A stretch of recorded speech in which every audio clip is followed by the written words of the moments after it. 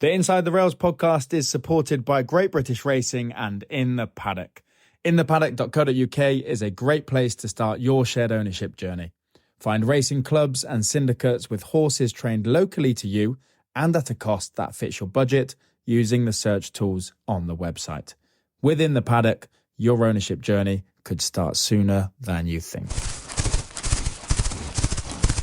Hello, my name is Simon Double and welcome to Inside the Rails, a monthly podcast for horse racing enthusiasts everywhere.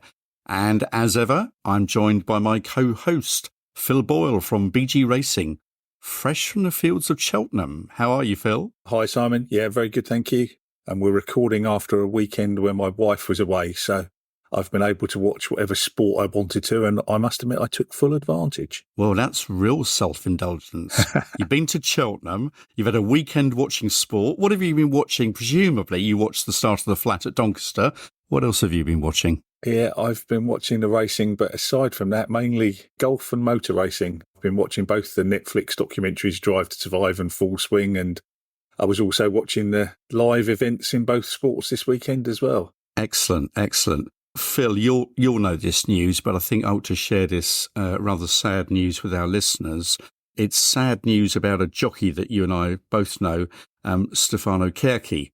Stefano unfortunately had a very serious fall last week on Wednesday at Canberra in Australia. He's been a previous guest, hasn't he, on Inside the Rails? He's ridden many times for Solaria Racing. He rode a winner for me on Tarantino's second time out at Redcar. He went to Australia before Christmas to help boost his career. And as I said, he had a bad fall last week. We don't know too much, apart from the fact that he sustained a bad head injury and internal bleeding. Our thoughts are with him, his family and his friends. Yeah, sad news indeed. I schedule most of the Twitter updates for Inside the Rails, and I saw the news of Stefano's fall when I was on there first thing one morning. Yeah, I'm suddenly posting about how great it is to be involved in a syndicate and what a brilliant podcast Inside the Rails is. All seemed pretty unimportant. So if any of our listeners do follow us on Twitter, then that's the reason why we were quiet for a couple of days. And obviously we're recording this several days before the listeners will hear it. So we can only hope that there's been a positive update on Stefano's condition before this podcast gets released. Yes, Phil, nice words. I know what you mean about the importance of other things. I was having a great time in London on Thursday with a couple of college friends, and I heard the very sad news later that night. News like that certainly puts things into perspective. So, look, let's hope Stefano makes a full and speedy recovery. Right, regarding our guest today, I'm delighted to say we have stud manager at Culworth Grounds Farm in Northamptonshire on the line, Sophie Buckley. And the stud, interestingly, prepared both Mahatha, I believe it is Mahatha and not Mahatha, as I've been calling it the last few months, prepared both Mahatha colts I bought last autumn. Yes, indeed. It'll be good to chat to Sophie and find out more about the operation of the stud. Yeah, looking forward to that.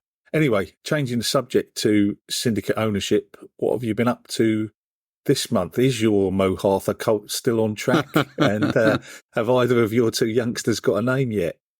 Neither have got a name as yet. The owners of the Mahatha colt are currently going through the naming process. So basically they put forward names and then they vote on all the names and then they find out what the name is on the naming day, which is like an equine Eurovision song contest is the way I term it. And they will all meet up on April the 4th at Amy's Stables at Newmarket. The Massar colt is a bit more backward. He won't be named until May. But really pleased with both colts. But it's the Mahatha colt who will be on track quite soon, hopefully. And how about Sharp Distinction and Baron Barolo? Have you got any running plans for them yet? Okay, Baron Barolo, he's cantering, but still a little bit too early to start looking for races for him. While Sharp Distinction, very pleased with him. He's working nicely at home. He's ahead of the game. I thought he might need a bit longer, but did a nice piece of work on Saturday just gone. And that dual winner, he won twice last year at Lingfield and Yarmouth. He should be out later this month, hopefully on the grass, but maybe the all-weather. What about the BG Racing horses, Phil? How are they doing? Well, you'll remember that I talked about Strider's new shoes last month. Well, they might have helped him, but they probably helped, but they haven't fixed him completely. It seems to be 2 steps forward and 1 back with him at the moment. We've had the vets in again after he was sore when we started to build up his work on the gallops, and the vet's now working with the farrier to use some pads underneath the shoe to try and help him into a more comfortable position. He does seem better again now, so maybe we'll see him back on the track this month. That's the plan anyway. We have at least continued to see Bella Cavallo run. Her second hurdle race saw her finish closer to the winner than she did in her first, and yeah, based on the ratings of others in the race, she finished very much where we would have hoped she would. We're recording this on the 25th of March, and she is actually due to have her third run at Wincanton on the 27th of March, so 2 days' time, after which she should get a handicap rating, and then she'll be able to run against horses with similar ability to her, and yeah, that'll certainly be fun to see. You mentioned the 27th. Isn't that the first of the Jockey Club Syndicate days? It certainly is, yes, well remembered. I'll be there with a trade stand as well as a runner, so busy old day for me there. Jockey Club racecourses have put on several of these throughout the year, and they're a great chance for racegoers to find out more about shared ownership. Obviously, by the time this goes out, listeners will have missed the Wincanton one, but the next one's at Huntingdon on the 25th of April, so if you're local to Huntingdon, get that date in the diary. There's no hard sell. It's just a great chance to come and find out a bit more about why we're all so enthusiastic about syndicate ownership. Huntingdon, yes, I can recommend Huntingdon. It's one of my favourite tracks, and in fact, I always host some hospitality there on the first Sunday in March, and I did the same this year. The owners had a great time, even if yours truly did win the Solaria Racing Tipster competition. That sounds a bit suspicious, it must be said. You winning a jumps competition? Oi, less of that. Look, I know, every dog has his day, though. Anyway, I did donate my winnings to the charity Gadsden Place Riding for the Disabled, so the owners were happy with that. OK, from a small track like Huntingdon to Cheltenham and a 4-day festival, which this year attracted a fair amount of media criticism, particularly over the costs of attending and the organisational side of things. I'm pretty sure, in fact I know, listeners, you'd have been there all 4 days, wouldn't you? You would be right with that assumption. Yes, despite the draw of spending the week with me, crowd numbers were down, as reported. Very strange. I must admit, I did think that the atmosphere on Tuesday and Wednesday was quite subdued. There were times when it felt like a normal meeting, and the festival really does that. That said, I thought that Thursday and Friday were much better and more like it always is in terms of the atmosphere and certainly the number of people around me. Yeah, whether the attendance drop was down to cost or a lack of competitive racing, I don't really know. The racing was definitely more open with more runners and fewer short-priced favourites on Thursday and Friday. And yeah, my gut feel is that's what changed the atmosphere. It's worth noting, though, some of the criticism has been around the price of the tickets, and they are expensive, but we are all comparing it to 10 years ago and not to other events now. I stopped going to the NFL games at Wembley when the prices crept up to around £150 for the game, and wow, that's a higher price than Cheltenham. Yeah, tickets for the England-Brazil football friendly this weekend were all over £100, and even going to watch some holograms of ABBA singing songs in London is similarly priced. So it's hard to argue that Cheltenham's out of line. It is expensive, but it's the sign of the times rather than laying the whole of the blame at Cheltenham's door. That's a good point you've made there, Phil, about cost of basically high-profile sporting events. I know several pundits and commentators, including David Jennings, Paul Keeley and Richard Hoyles, highlighted the car parking fiasco on the first day. So can you shed any light on that? Yeah, it was a fair point. The public car park on Tuesday was a bit of a mess. I think that comes from having inexperienced staff out there. Obviously, Cheltenham can't employ all those people all year round, so a lot of them are just there for the day, and they were parking people in areas where they were bound to have issues getting out, and then there didn't seem to be enough tractors to tow people at the end of the day. That kind of thing's all avoidable, and it's no good in terms of helping people to want to come back if they've had a bad experience. So, yeah, maybe it shouldn't have happened at all, but there were more tractors for the rest of the week. They closed the pay-on-the-day parking for the rest of the week just to make sure that they were managing the numbers and reducing the issues. So, they obviously were learning the lessons as they went along. Enough of tractors and car parks. Field sizes. Now, they were down, which was disappointing. And I know the Irish, or rather the Willie Mullins domination, dampened the event for many. What about you? What are your thoughts on that? Yeah, I'd agree that field sizes on the first 2 days were disappointing. Partially this must be down to having more races than they used to have, and that's caused the 3 days versus 4 days debate to resurface in some areas. But one thing I've not seen mentioned is what I would perceive as a change in attitude regarding whether to try and win a race elsewhere or have a day out at Cheltenham. There used to be lots more runners where the owners were just having a great day out, and every now and then the horse would exceed expectations and get in the mix, but that wasn't really the priority. And it just doesn't seem to happen as much nowadays. In the champion chase, Funambule Sivola was tailed off and yet got £42,000 for finishing third when other runners pulled up. So, yeah, there'll be several owners of 2-milers looking at that and thinking it could have been them, and they'd have had a cracking day out at Cheltenham as well. But, the decision to enter is clearly different from what it's been in the past.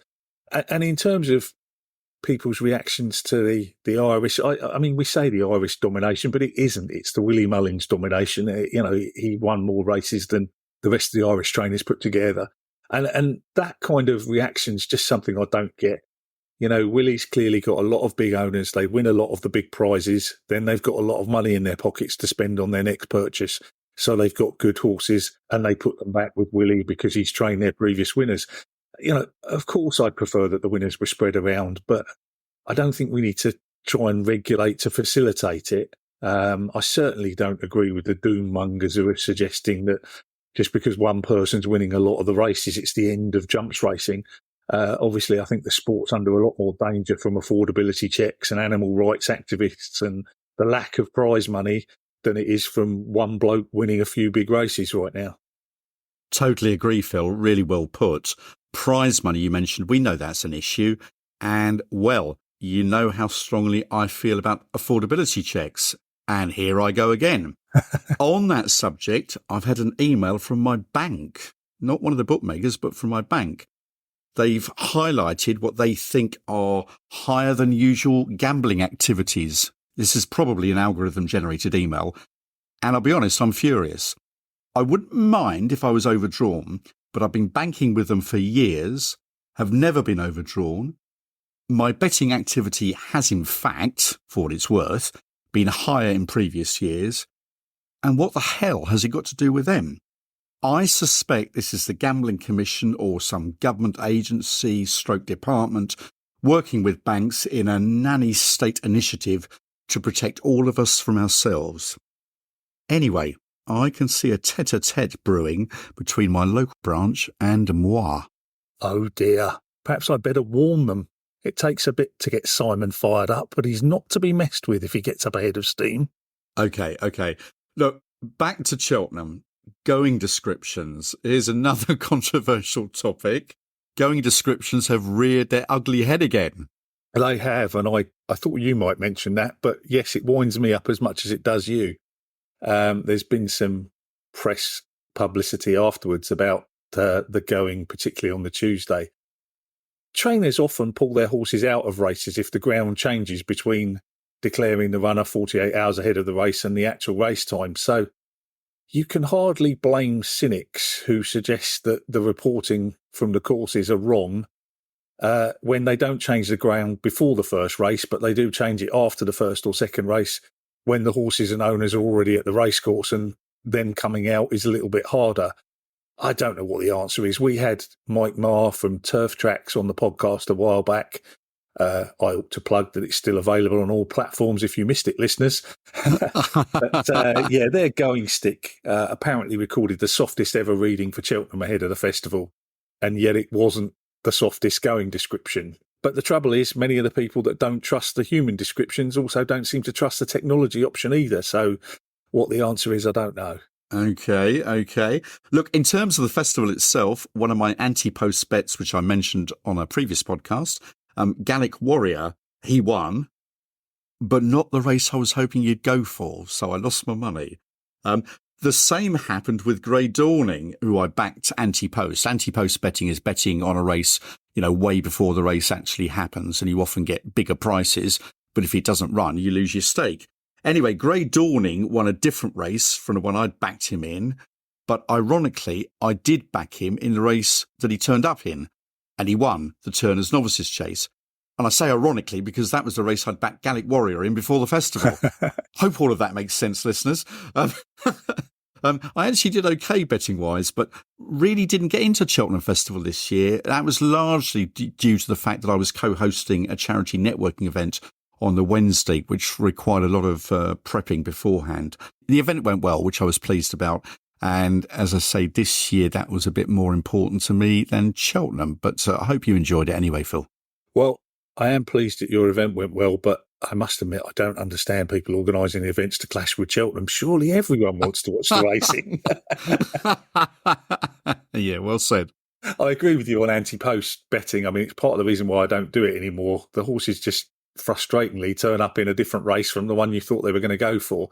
Yeah, and speaking of the racing, the absence of some of the Henderson runners was a big shame, especially Constitution Hill. I still thought the racing was brilliant, though. I dug myself into a bit of a big betting hole on Tuesday and Wednesday, but fortunately extracted myself to come out ahead on the week by close of play Friday. And the highlight for me was the Mayor's Novice Hurdle, a race that will have probably passed many people by. But I've got a friend called John who stands in the same area as me at Cheltenham, and he arrived pre-race to watch that one. He's got a share of a horse with trainer Jeremy Scott, and he's become great mates. Jeremy trained Golden Ace, who was unbeaten but taking on several more fancied unbeaten Irish horses. Well, she travelled beautifully through the race and ended up coming home in front. Whilst John shouted a few times on the run-in, he was a bit quieter than I thought he would be, but about 3 seconds after she passed the line, it was like a champagne cork popping out of a bottle.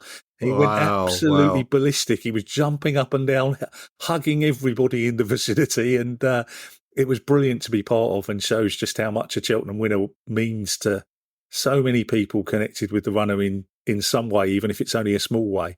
In fact, I got so swept up in John's celebrations that I forgot until I was on my way home that I'd had a decent each-way bet at 20-1, and I'd actually won a fairly nice sum. Oh, I bet Mrs. Boyle was pleased, or did you keep that to yourself? Anyway, look, well done you, an enjoyable day, and you won a nice tidy sum. Anyway, Phil, it's that time of the podcast to welcome our guest, Sophie Buckley from Culworth Grounds Stud. Hi, Sophie, how are you? I'm very well, thank you. Well, listen, really appreciate you giving up your time to join us on Inside the Rails, particularly as I guess you're fairly busy foaling now, aren't you? Yeah, we're sort of we're over halfway with foaling, and we're very busy in the covering shed with the new stallion. So he's 57 covers in, keeping us busy. Excellent. Now, you're stud manager at Culworth Grounds Farm in Northamptonshire, near Banbury. It's quite funny. I was looking that up and I thought, I'm sure Banbury's Oxfordshire, but you must be on the border there. We're bang on the border. We're OX postcode and South Northants council tax. So our farm is confused of which county it's actually in. Yeah, well, it certainly confused me. Anyway, we've established your stud manager. Can you tell us a little bit about the equine operation at Culworth Grounds? Yeah, well, at Culworth, we do a bit of everything. I started about 9 years ago. My husband and I bought the place in 2006, but it took a while before I was actually let loose on my own. But I started 9 years ago pinhooking 3 foals. And since then, we've just sort of added breeding. I've about 35 brood mares. We break in horses, we do rehab, and we stand the stallion. So it's been quite a quick progression. But the ideal scenario is if clients want to breed a horse with us, that we can offer that horse the full package all the way up. So it can go straight from being bred here and into training with the trainer if that's what they want to do. Okay. We'll come into a little bit more detail in a minute, but can we maybe go back to the beginning? How did you get into the racing game? What's the Sophie Buckley story? Yeah, it's quite a long story when I thought about this. It actually took me so long to actually get in. But anyway, I'll try and make it really short. No, go on. I don't actually come from a racing background. I grew up in Ireland and my father was a farmer. my mum liked horses, but, didn't have the opportunity to have them much in her life. Sort of begged for a pony and went along that pony club. And then I got into showing horses and dressage. So the basis of my learning was showing and dressage. Worked in yards during my school holidays. Had no connection to racing whatsoever. But before I went to university, I took a year out and I managed to get a job working for Hubie de Burgh and Angus Gold when they were buying all the horses for Sheikh Hamdan. And I had a brilliant year going sort of Ireland, England, France and America. I mean, all I was opening the doors and running around with bits of paper and just trying to be helpful and not get in the way at the sales. But that was the first moment when I thought, showing and horse racing actually have something in common and maybe I could do that. Unfortunately, it didn't happen straight away. My father was definitely not keen on the idea of horses. And so to university I went. I did a degree at Edinburgh University in rural resource management. And then I did an MBA equine at the Royal Agricultural, which is now university rather than college. And after I did that, I went to Darley and I worked at Darley as a marketing executive for a year, helping market the stallions. And then I think, I always knew I wanted to do it myself, but I just was never really sure how I was going to be able to make it happen because I wasn't born and bred into it and I didn't have anywhere to begin. So by which time I'd met my husband and he was in London and I decided, well, I've got all these qualifications, I could get another job and maybe sometime later it might happen. So went to London and got a job in gold mining randomly. And okay, my horse world it wasn't working out how I wanted. But anyway, look, a few years on, my husband and I, we were keen to move out of town and we'd done a good property pinhook. And with the help of the bank and my family, we got a deposit on Culworth Grounds. And that was really the sort of the beginning of the whole thing. But we were at Culworth Grounds for at least 10 years before I actually bought those first 3 foals because my husband calls them fairy lottery tickets. And it was quite a big risk. So, it took a long time from the moment the 19-year-old self who thought I would love to do this. It was almost the 33-year-old self who actually got to realize the dream. So all I would say to people is, it's not a fast thing. Sometimes you have to really wait it out. Absolutely, absolutely. Now, you've already touched upon the fact that you do all sorts of things at Culworth Grounds. You wear several hats. Can you outline what those hats are? And I guess there may be some overlap. Yeah, I mean, my hats in the early years, my hat was everything. I was the mucker outer, the exerciser, the everything like that. But really, it started from the pin hooking, and then it's going into the breeding. Now would pin hook about 10 horses a year, and this year I'll have up to 35 mares. So with the new stallion, we also have done things like we freshen up horses. So maybe horses that have lost their form, they've lost their way a little bit. I take great pleasure in doing things like that. And they've gone on back to their trainers and have some, successful results. We've got the new venture of standing a stallion, which is something, a huge big leap. This is El Caballo, isn't it? Yeah, El Caballo. Caballo, my apologies. Apparently, don't worry, there's all sorts of different Spanish pronunciations. But I've only just got round to knowing the Guineas winner's called Chaldean, so, so much for my pronunciation. Now, you do yearling preparation for the sales, and I know that at your stud, you all put a lot of emphasis on the mental side of prepping yearlings. Can you tell us a bit more about that and why it's important in your view?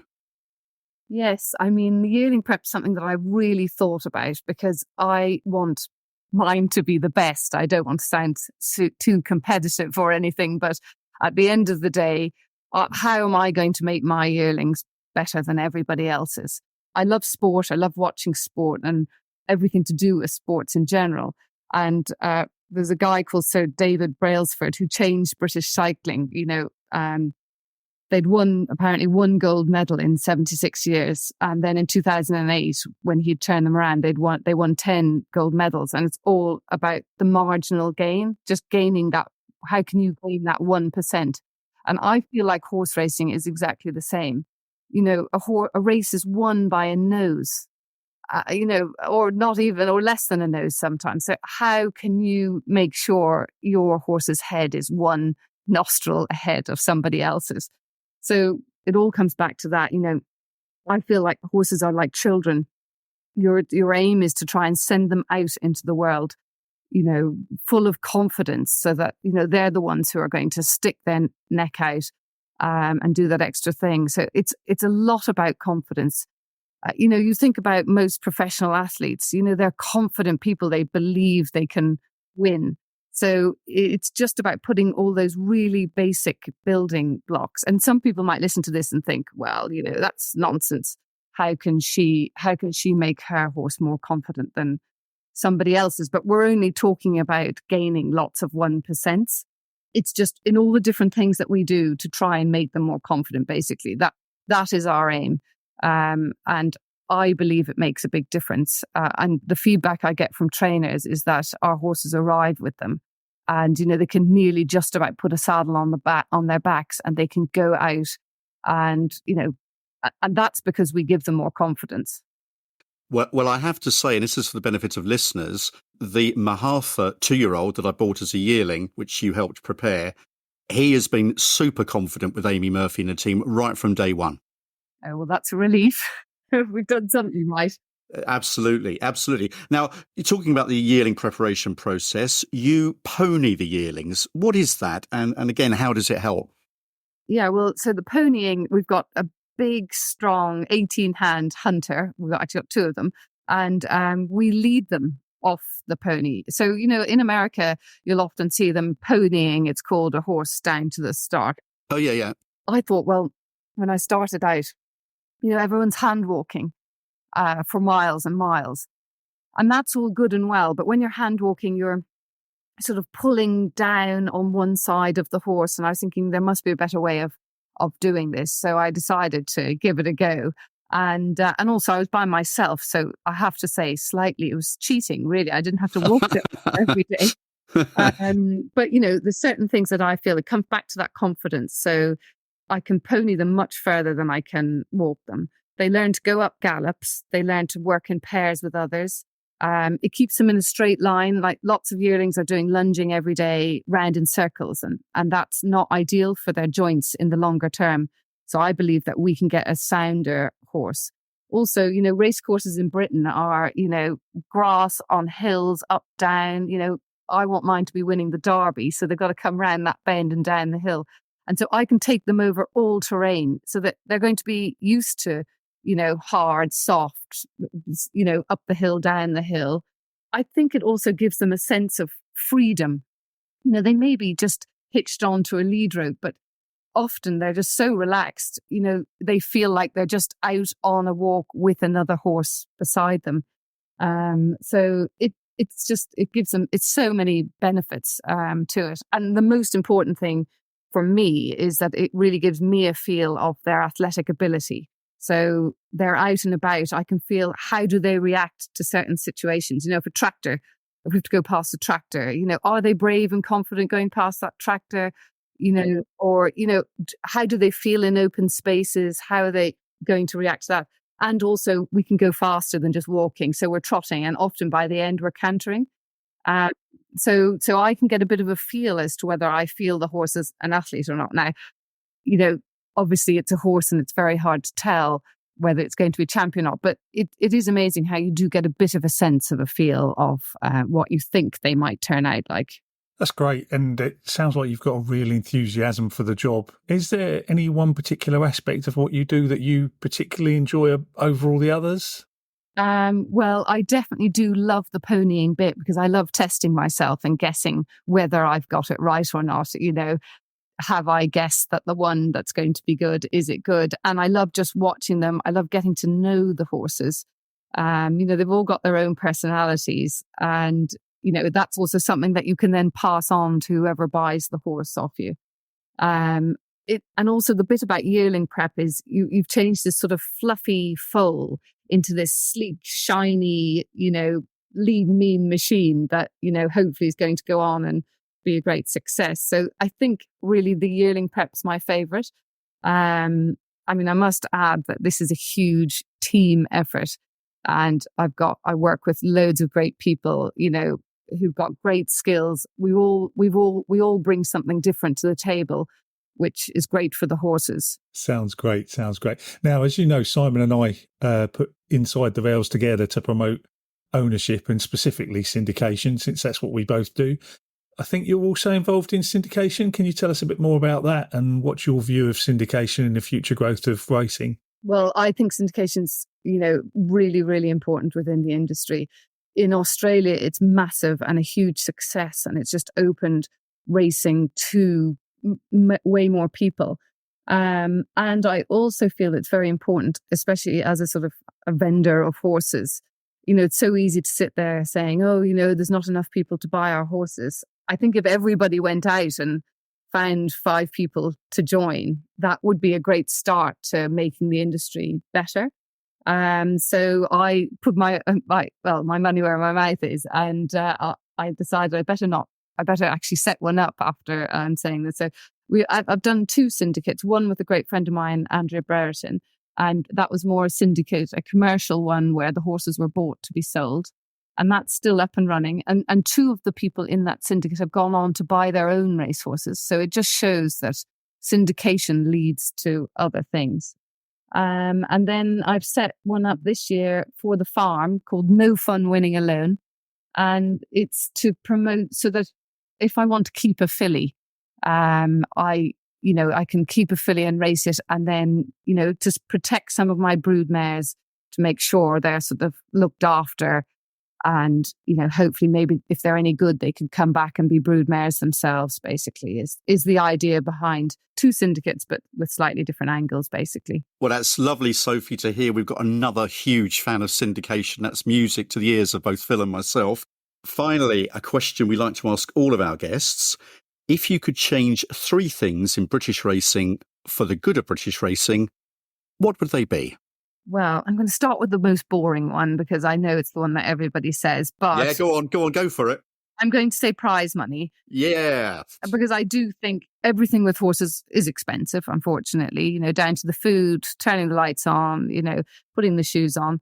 And so, if it was just more cost effective to have a horse in training, I think a lot more people would. I have a couple of horses that are in training in France, and it's a shame they're not in England, but they're going to France because they can win more money. Now, the problem is I don't know how to solve the problem, so I'm going to have to leave that for the boffins.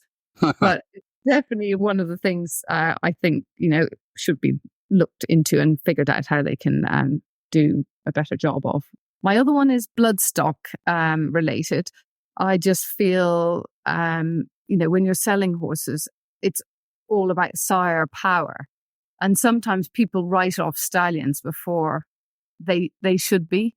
I love a spreadsheet. As you can tell, I'm into my marginal gain.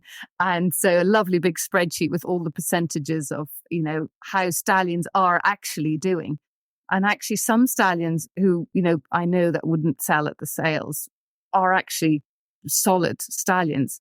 So it's all a bit fashion orientated. And so I feel, that just becomes a little boring. Well, it's boring for the vendors of the horses, but, if everybody looked into the actual stats of the stallions, I think they could buy, a good horse for good value potentially. And do you have a third one, or are you just quite happy with those 2? I do have a third one, and I just to try and finish on a positive note. I feel like we should stop talking the industry down and actually be positive. There are so many great things. I think we should focus on the good stories and all the good things, because actually there are many great things, and British horse racing has a lot to sell itself on. So maybe we should just focus on those and push all the positives hard, and maybe not publicize the bad things and just try and work on the bad things in the background. Oh, this is music to our ears. Phil and I love enthusiastic guests who love syndication, and we love positive people, and you tick all those boxes. It's fantastic. Lovely. We've really enjoyed having you on. I've certainly learnt a lot about ponying and the little extra mile that you go to get the best out of your horses. It's fascinating. And Phil and I would just like to wish you the very best of luck for the season ahead. Brilliant. Thank you. Well, Phil, what a really enthusiastic and informative guest Sophie was. In particular, I loved hearing her talking about the prepping of the yearlings and the ponying of the yearlings. Really fascinating stuff. Yeah, absolutely. And clearly somebody that enjoys their job as much as we enjoy ours. So, yeah, I wanted to finish off by encouraging our listeners to get involved in shared ownership. Surely we've persuaded you by now that would be a good thing to do. Of course, Simon and I would be delighted to chat to you if our horses are of any interest to you. But if not, there's loads of different options out there. And Great British Racing are our podcast sponsor. And their In the Paddock website would be a good place to start to find a syndicate or racing club that can give you a shareholding at the right price and in the right location to meet your needs. Please, if you could also support Inside the Rails by following us to get new episodes on release and telling people all about us. Well, that just leaves me to thank our sponsors, Great British Racing, co-host Phil Boyle from BG Racing, our very special guest, stud manager Sophie Buckley, producer Callum Ronan from Callum Ronan Creative, and of course, you, the listeners. Another memorable Willie Mullins-dominated Cheltenham Festival has come and gone. The turf flat season has begun, as we look forward to seeing the new emerging stars of the flat. But two big questions to ponder. What will Solaria Racing owners call their Mahatha 2-year-old colt? And when will he make his racecourse debut? This is Simon Double from Solaria Racing saying, thank you for listening to Inside the Rails, and until next time, goodbye. The Inside the Rails podcast is supported by Great British Racing and In the Paddock. InThePaddock.co.uk is a great place to start your shared ownership journey. Find racing clubs and syndicates with horses trained locally to you and at a cost that fits your budget using the search tools on the website. Within the Paddock, your ownership journey could start sooner than you think.